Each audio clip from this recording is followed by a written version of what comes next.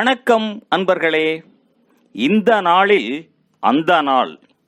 ஆம், வரலாற்றின் வழித்தடங்களில் கடந்த 2000 ஆண்டுகளாக ஒவ்வொரு நாளும் உலகம் முழுவதும் நடந்தேறிய முக்கிய நிகழ்வுகளை நாள் வாரியாக நல்ல பல தகவல்களை தொகுத்து காணொளி மூலம் பகிர்வதில் மகிழ்ச்சி. வாருங்கள் அன்பர்களே, இனி வரலாற்றில் இன்று எனும் வாசல்களை திறந்து வலம் வருவோம்.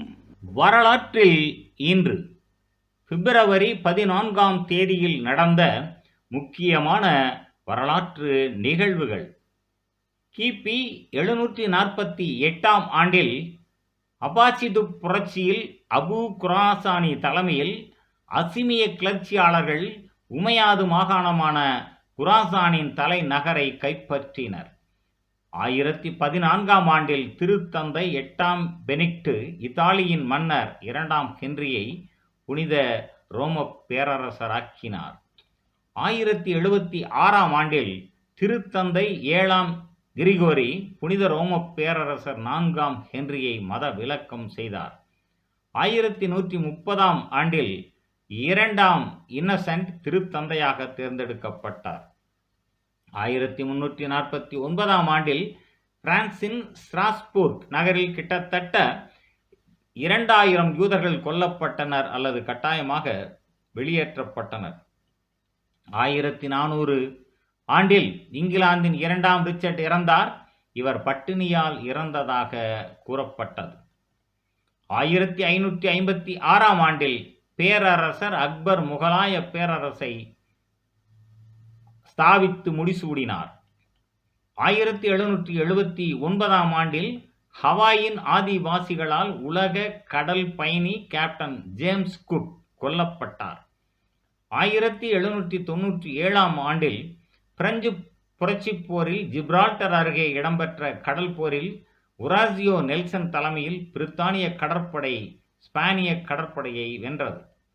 1804ஆம் ஆண்டில் உதுமானிய பேரரசுக்கு எதிரான செர்பியர்களின் முதலாவது எழுச்சி கரஜோட்சு என்பவரின் தலைமையில் இடம்பெற்றது. 1815ஆம் ஆண்டில் கண்டிப்போரில் கண்டி ராஜ்யத்தை பிரித்தானியர் கைப்பற்றினர். கண்டி ஒப்பந்தம் மார்ச் 2இல் கையெழுத்திடப்பட்டது.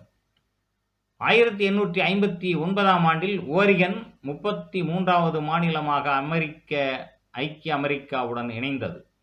1876ஆம் ஆண்டில் எலிசோ கிரே அலெக்சாண்டர் கிரகம்பெல் இருவரும் தனித்தனியாக தொலைபேசிக்கான காப்புரிமம் பெற விண்ணப்பித்தனர். 1879ஆம் ஆண்டில் சிலி இராணுவத்தினர் பொலிவியாவின் அண்டோ பொசோடா துறைமுக நகரை கைப்பற்றியதை அடுத்து பசிபிக் போர் வெடித்தது.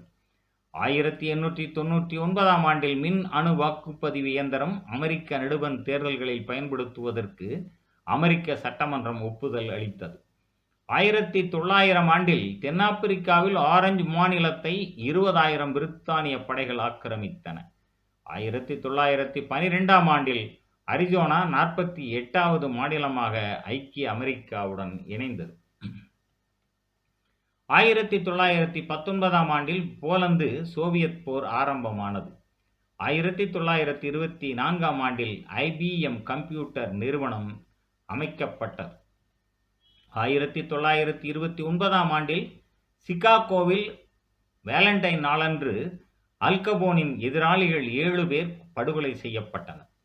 1942ஆம் ஆண்டில் 2ஆம் உலகப் போரில் சிங்கப்பூரில் பசித் பஞ்சாங் என்ற இடத்தில் ஜப்பானியர்களின் தாக்குதல் ஆரம்பித்தது.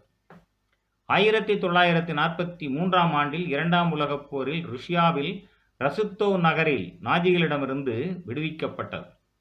1943ஆம் ஆண்டில் 2ஆம் உலகப் போரின் துனிசிய போர் தொடரில் துனிசியாவில் நேச நாடுகளின் நிலைகள் மீது தாக்குதல்கள் ஆரம்பித்தன.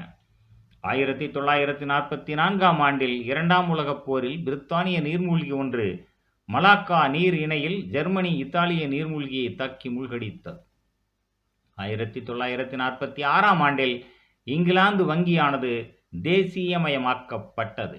1949ஆம் ஆண்டில் இஸ்ரேலிய நாடாளுமன்றம் முதல் தடவையாக கூடியது. 1961ஆம் ஆண்டில் இலாரென்சியம் எனும் 103வது தனிமம் கலிபோர்னியா பல்கலைக்கழகத்தில் கண்டுபிடிக்கப்பட்டது. 1966ஆம் ஆண்டில் ஆஸ்திரேலியாவில் முன்னர் பயன்பாட்டில் இருந்த ஆஸ்திரேலிய பவுண்டிற்கு பதிலாக ஆஸ்திரேலிய டாலர் கரன்சி அறிமுகப்படுத்தப்பட்டது. 1979ஆம் ஆண்டில் ஆப்கானிஸ்தானுக்கான ஐக்கிய அமெரிக்காவின் தூதுவர் அடல்ஃப் டப்ஸ் காபூலில் கடத்தப்பட்டார். இவர் பின்னர் காவல்துறையினருக்கும் கடத்தல்காரருக்கும் இடையில் இடம்பெற்ற துப்பாக்கி சண்டையில் சிக்கி இறந்து போனார். 1981ஆம் ஆண்டில் டப்ளினில் இரவு விடுதி ஒன்றில் நடந்த தீயில் 48 பேர் உயிரிழந்தனர். 1987ஆம் ஆண்டில் தமிழ் ஈழ விடுதலை புலிகளின் நிதர்சனம் தொலைக்காட்சி சேவை யாழ்ப்பாணத்தில் ஆரம்பிக்கப்பட்டது. 1989ஆம் ஆண்டில் GPS திட்டத்தின் 24 செய்மதிகளில் முதலாவது செய்மதி விண்ணில் ஏவப்பட்டது. 1989ஆம் ஆண்டில் யூனியன் கார்பைடு நிறுவனம் 1984 போபால் பேரழிவிற்காக இந்திய அரசிற்கு 470 மில்லியன் அமெரிக்க டாலர்கள் நட்டஈடாக வழங்க சம்மதித்தது. 1989ஆம் ஆண்டில் சத்தானின் கவிதைகள் நூலை எழுதியதற்காக சல்மான் ருஷ்டிக்கு ஈரான் தலைவர் அயத்துல்லா கொமைனி மரண தண்டனை விதித்தார். 1990ஆம் ஆண்டில் பெங்களூரில் இந்தியன் ஏர்லைன்ஸ் விமானம் ஒன்று வீழ்ந்து விபத்துக்கு உள்ளானதில் 92 பேர் உயிரிழந்து 54 பேர் காயங்களுடன் தப்பினர். 1990ஆம் ஆண்டில் வாயேஜர் 1 விண்கலம் பூமியின் படம் ஒன்றை எடுத்தது. இப்படம் பின்னர் வெளிர் நீல புள்ளி என பெயர் பெற்றது. 1998ஆம் ஆண்டில் கமரூனில் யாவுண்டே நகரில் எண்ணெய் தாங்கி தொடருந்து சரக்கு தொடருந்துடன் மோதியதில் குரூட் ஆயில் கசிந்து வெடித்ததில் 120 பேர் உயிரிழந்தனர். 1998ஆம் ஆண்டில் கோயமுத்தூர் நகரின் பல இடங்களில் தொடர் குண்டுகள் வெடித்ததில் 58 பேர் கொல்லப்பட்டனர், 250 பேர் காயமுற்றனர். 2004ஆம் ஆண்டில் மாஸ்கோ அருகே பூங்கா ஒன்றின் கூரை உடைந்து வீழ்ந்ததில் 25 பேர் உயிரிழந்தனர். 2005ஆம் ஆண்டு கல்லூரி மாணவர்கள் சிலரால் யூடியூப் முதலில் வெளியிடப்பட்டது. 2005ஆம் ஆண்டு லெபனானின் முன்னாள் பிரதமர் ரஃபீக் ஹரீரி சுட்டுக் கொல்லப்பட்டார்.